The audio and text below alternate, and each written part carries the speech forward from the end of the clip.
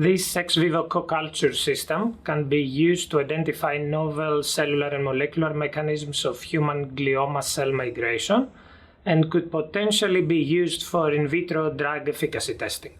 The main advantage of this technique is the ability to study interactions between human glioblastoma cells and axons in real time. Demonstrating the procedure will be John Zepecki, a graduate student from my lab.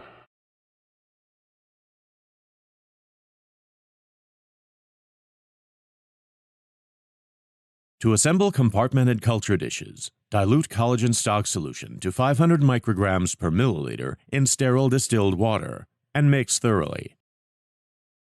With a sterile transfer pipette, fill a 35 mm culture dish with 2 milliliters of the diluted collagen solution.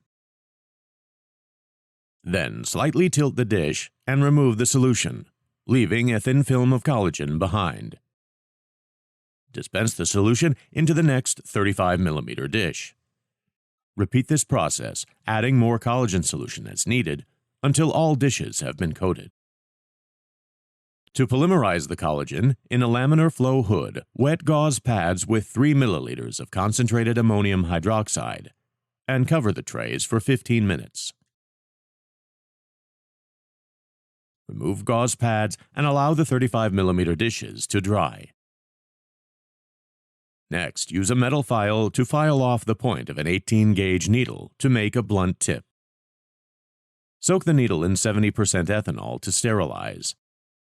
Apply silicone grease to the bottom of the compartmented chamber. Ensure that grease is placed neatly and overlaps at all corners.